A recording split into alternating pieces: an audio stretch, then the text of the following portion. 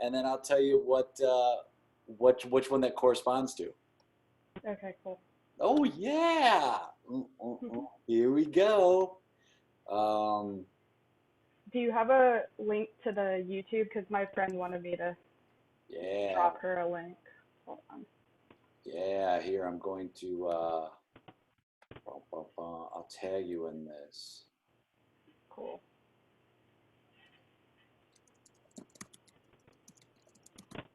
You like to go by Charlotte, right? Yeah, yeah. Yeah. All right. Cool. I'm gonna put it on my. I'll tag you. I'll put it on my page. Okay, cool. Yeah. That's right. Saturday night, y'all. Saturday night. I'm putting this up on our Facebook, on my Facebook feed right now. I'm very excited. I'm improvising with a Facebook friend right now, so I'm tagging you in it. All right. We're trying a new thing. We're trying to do it through YouTube because it's going to be more reliable. So yeah, so tell your friends to go on the Facebook page, and they'll see it right there. And it's gonna be streaming on YouTube, but then also through my Facebook page. I'm gonna tag her in the post. Yeah, tag her in that post, and then let's see, my friend. We've got some really good suggestions, and you have 18. So pick a number. Pick a number between 1 and 18. Okay. 14. Ooh, good.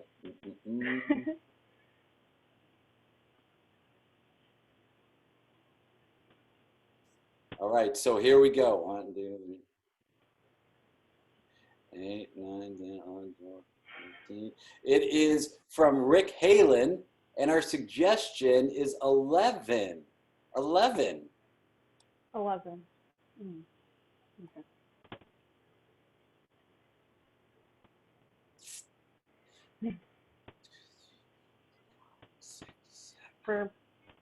Yeah. We're one short of a dozen. Yeah, we're at 11. I keep thinking that. I'm like, we just need one more. That's it. And then we got an even dozen. Like, I think that's a good number, right? I think 12 is a good number.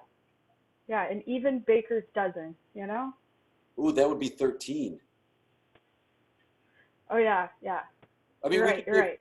I mean, we are bakers. We could do 13. I mean, I guess it makes no sense if we do 13. Yeah, I mean, you're the logistics man, but that's why you're in charge, Steve. You know? Right. I mean, that's kind of my thing, Donna. I mean, I think my whole life I've wanted to get into logistics. Like, I like how things operate. I like how things run. I like to keep it real smooth. Yeah, and that's why you're such an amazing baker. Your attention to detail. Baking is all in the details. Because if you put 1 tablespoon too much yeast, you remember what happened when I did that. The dough just exploded everywhere. I mean, we were cleaning dough out of the machines for days. Yeah, and then we tried to throw it in the dumpster, and the yeast, because it was so hot, that 80-degree weather just kept proofing it. It was like The Blob. It was like a science fiction movie. It just kept going over. Like the dumpster, the lid was on it, and then it was like, you go, Steve, come here. And I went out, and we were there, and it just kept rising and rising. And it was like, I mean, all we could do was laugh at that point. You know what I mean? Yeah. I'm not very good at paying attention to details at all. No, you're more a big picture person, right? Like you see the details. I mean, that doesn't appeal to you, and that's why we work so well together. Because I'm all about the details. Like my whole thing is like, we got to get this together, and you're more about like the vision. You're the vision behind us. Yeah, we're like the eggs and the flour and the dough recipe. We balance each other out perfectly, and if one was missing, it would go nowhere. I mean, how many times have we tried that? Remember, I mean, every day I think we started this in your garage, And we just had, it was a bunch of trial and errors. And we lived by that credo of like, you got to break a few eggs to make an omelet. And I mean, literally, we did break a lot. I mean, and that saying's kind of strange if you think about it. You got to break eggs to make an omelet. I mean, how do you make an omelet without breaking the eggs? Yeah. I mean, I suppose you could get those egg beaters, you know, the ones that are in the carton that are just the egg white. And you pour it. But again, the details, they had to come out of an egg, and that egg broke somewhere, whether it was in a factory or you did it, you know? I mean, you're just like, I got an idea and I'm there with my notebook and I'm writing it down and I'm like, I mean, that's what I get the joy out of that. You know what I mean? I get the joy out of like, you tell me your vision and I'll make it come to life. Yeah. Just like when you stuck by me when I had that idea of the flourless dough, because I misunderstood what gluten-free meant, and I didn't know that you had to find a replacement for the flour. It was so funny because you're like, whenever anybody says gluten-free, you used to be like, that's such BS. Gluten's in everything. People aren't gluten-free. That's just a made-up thing. And then slowly you're like, well, I think we could do something with this. And then it was like you came up with that flourless chocolate cake, the lava cake, which I mean, that's our biggest seller right now. Yeah, for sure.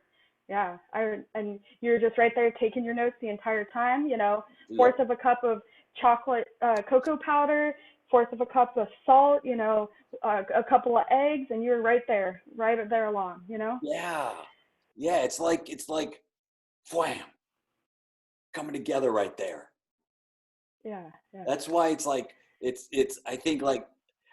I think like normally we'd be okay with having 11. But like part of me is like, and this is something I'm trying to work on. I'll be honest with you. I'm trying to work on like letting go of that control because I always want things to be perfect and orderly. And like, this is one of those moments I feel like that it's a test. It's a test that's coming down of like, we made 11. Do we really need to create 2 more cookies for this? Or can we just set, like, can we be fine with 11? Like, is 11 going to be okay? Can I just sit back and go, that's how many we were supposed to make. We weren't supposed to make a baker's dozen. We were just supposed to make 11. And then can I just sit back and let that go? This is, you know what? This is what I've been working on. I've been talking to my therapist about this. And my therapist is like, you can't control everything. All right. Yeah. I've noticed that you've been working on letting go, and it's been really refreshing, you know, because sometimes I feel like, you know, it just like, you know, 11 is fine, but 13 is, you know, maybe more right, but then it's like, I feel like something's just a little bit off, you know? Yeah. But, you know, you've been working on yourself, and that makes things a little bit better. Wow. Thank you. Like, I know I've been kind of tough to deal with at times, and like, I've been really, you know, strict and stringent, and, you know, you just kind of let it roll off your back. So thank you. I mean, I want to say thank you for that. Well, I mean, if I'm being honest, I just bottle things up, and, you know, I didn't really appreciate when you threw the pizza, 10 at my head because I put one too many pepperoni slices on because I don't pay attention to detail. That's and you were very specific about the numbers. Yeah, you were like, only put 48 slices of pepperoni on this half of the pizza. I put it all over the pizza instead of the left-hand side, and I put 55. I know, I was like, 48 is the perfect number. It's divisible by 4, and it's divisible by 3, and it's divisible by 2, and it's divisible by 1. Like, boom, we should just stick at that. But like you're, you know, having that, it has been a little bit of a struggle because I want to control everything. I don't want to let go. But having you around, by kind of like by osmosis, that feeling of, don't be so strict. What we're doing, baking, is an art. And you can't do baking by spreadsheet. You've told me that time and time again. You're like, I can't be organized in this. That's what makes it the joy. And I'm like, no, we got to make it more uniform. And you're like, no, that's not what we're about. And then I go and I talk to my therapist, and I start throwing things like a maniac. Yeah. And, you know, we don't call this business the risky biscuit for no reason. You know, we want to take risks. And we've been an innovator from day one with our molten chocolate lava cakes. Yes. And that's, you know, but So we gotta keep innovating, but I think there's a way that we can meet in the middle. We can use science and art and combine them. And so that's what I've been working on and thinking about, because, it's not fair for you to have to do all the work and just me get to, indulge in my just terrible habits of being haphazard and, putting not only the business at risk, but our safety and our livelihood at risk. I mean, yeah, we have skirted along the fine line that is food safety for a long time, and we've always come out on top. And so I think I want to make sure that that still is clear right there, because I want to make sure that when people come into the Risky Biscuit, they're getting only top quality food. And I think for a long time we've balanced each other out very well. And you know what? Today's the day that I'm going to let these 11 sit in the tray, and whoever comes through that door, if they want to have one of those cookies, I'm fine with that. And I'm not going to sit and just stare at it and be like, I really should have two more. You really should have two more. I'm going to let it go. I'm going to let it go starting today. I'm letting it go. Yeah. It doesn't really seem like you're letting it go. I know. I keep staring at it. You keep talking about it, and you keep looking at them. I don't feel like you just keep directly making eye contact with them, and I feel like you're not really listening, which is, even though I am a chaotic person, like, I just need you to hear me, and I feel like you're not, because you keep being like, well, I'm gonna let the 11 cookies go. And then we're talking, and then you're like, I'm gonna let it go. I'm gonna let it go. Today's the day.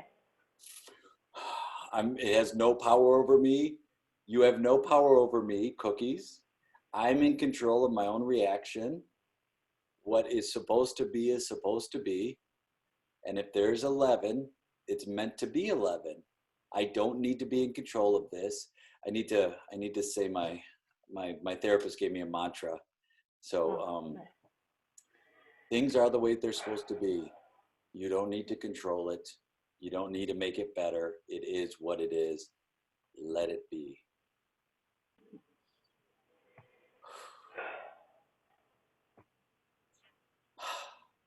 Well, let's open the door.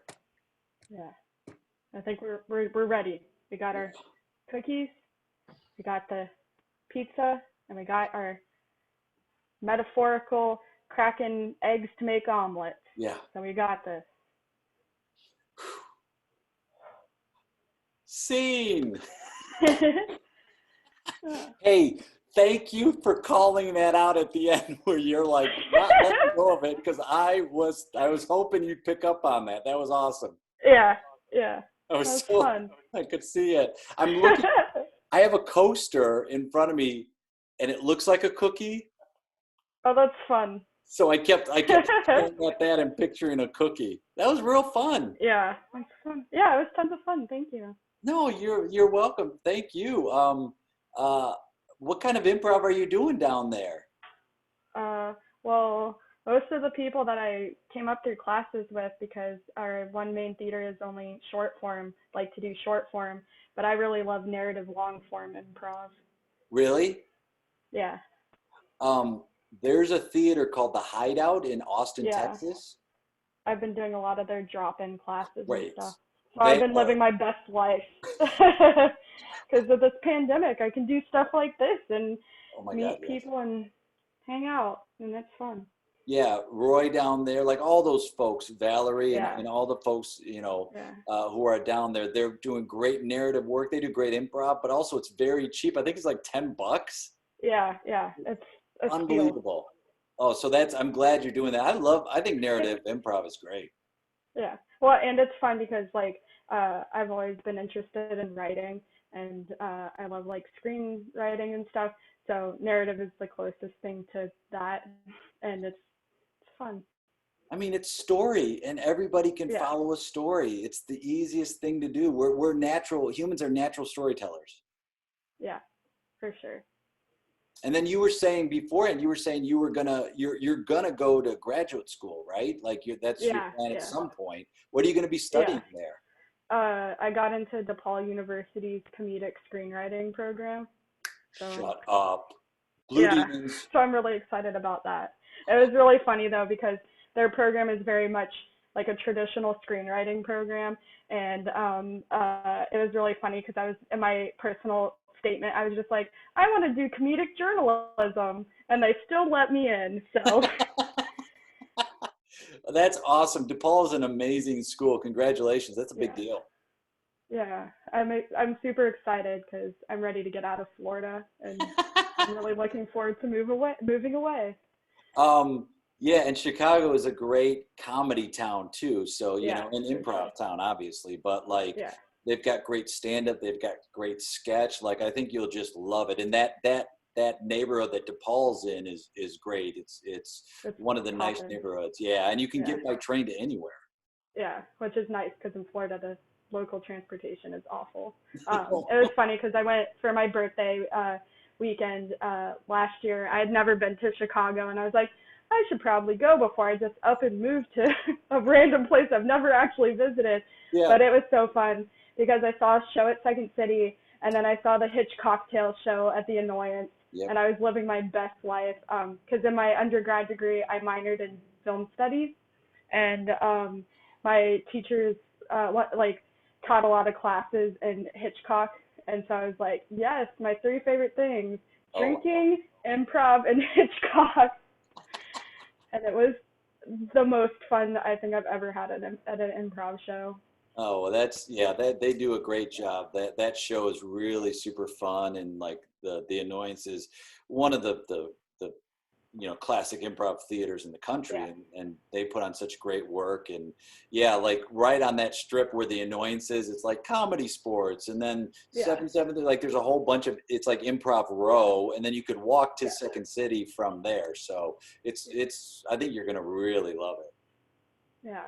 So I'm really excited. I was kind of bummed when this whole pandemic happened and I couldn't move right away, but it worked out in my favor because now I have more time to plan. Mm. Because I was just gonna do it by the seat of my pants and be like, I don't really have any money saved up or any plans, but I have to go to school now, so bye. Well, everything happens for a reason, Yeah, for sure. Because now I get to do online improv and meet a bunch of people, and I've just been trying to take full advantage of that. Oh, that's great. Yeah, where do you do improv? Like, where were you doing it before the pandemic hit? Where were you performing or doing shows or Um, classes? well, I took all the classes at SAC Comedy Lab, and then I was just doing a bunch of indie stuff. And last year, I created my own narrative long form format for the Orlando Fringe Festival. And the people that I directed in that show, like we started doing stuff together because we just enjoyed doing stuff together. Yeah. And then like we had like a whole bunch of shows, like we were getting a lot of momentum and had a lot of shows booked up. And then it was just like pandemic, and then all the momentum was like, well, you know, just the Yeah. stereotypical of like when you think you have life planned, Yeah, you don't. you don't. um, Yeah, it's like those folks who are religious or believe in God are like, make plans and watch God laugh kind of thing, where it's like you can yeah, yeah, make yeah, plans, but like hardly ever do the plans work out, right? It's like you have a plan. yeah, Sometimes it does, sometimes it takes a different way, but a lot of times it's what are you doing along the way to what you think you're gonna end up doing. yeah, for sure. Um, Charlotte, where can people find you online? Like, what's the best way if people want to get a hold of you or just follow things you're doing? Um, just on Facebook. I haven't like kept up with my social media like I need to. It gets overwhelming at times, Yeah, I thought about deleting my Facebook through this pandemic just because I'm tired of seeing people post conspiracy theories Oh and my God. stuff Yeah. and like argue about like, should I be wearing a mask or is it okay? And I'm just like, y'all, like if you want to die, that's cool, but like whatever. But don't kill me. Don't kill me along the way. Yeah, yeah, Well, I thank you so much for taking time yeah. out. And Thank you. It was super fun. yeah, it was really fun playing with you. Super easy. And I can't wait to do it again. Yeah, yeah, for sure. Thank you. All right. Have a great night, Charlotte. You too. Bye.